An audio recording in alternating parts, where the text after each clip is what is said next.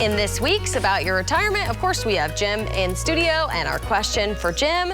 Jim, my 79-year-old mother has lived alone in her home for over 14 years. She recently discussed having a friend of hers from church move in with her and pay rent. Financially, this seems good, as well as her not being alone. What suggestions do you have that we should consider before making this move? A good question. It's a great question, and we saw more and more people starting to cohabitate, if you will. Two proper politically correct terms, Ashley, co-living, housemate, taking on a housemate. And so when you hear those terms, that's what this is referring to. But with the right circumstances, I think this is a great idea.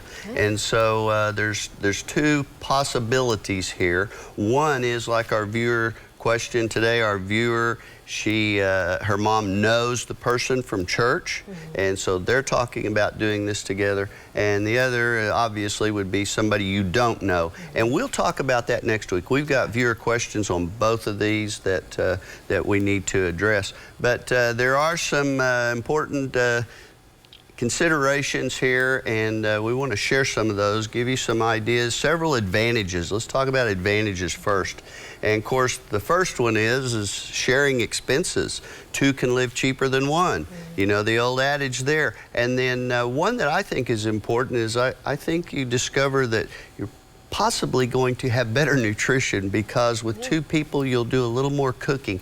I have talked over the years to people that have moved into our Wellington Park assisted living, and they said, well, I just finally got tired of having to cook, and I would be hungry, so I would just grab something. So nutrition was lacking.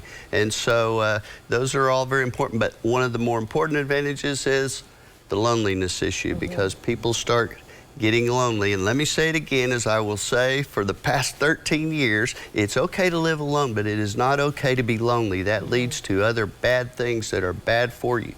And so we want to always encourage you to not be lonely, and do what you have to not be lonely. The second important consideration is to know the person. And there's two things here. I think if it's possible, do a 90-day trial basis. And the other thing is both parties have a background check. Be able to show a background check to each other. And then well-written agreement is very important, and you want to cover all the what-ifs, all the possibilities. And I think it should be written a little more in the favor of the property owner, because there is more at stake there. But I think you should seek legal advice and make sure that you're covered on everything. But I think the trial basis, I think that is a very important consideration. Yeah, well, thanks so much, Jim. And don't forget, you can get more retirement advice on Jim's other show, Watch Baby Boomers in Action, every weekend on News 9 and News 9 Plus. And for more info, visit news9.com/retirement.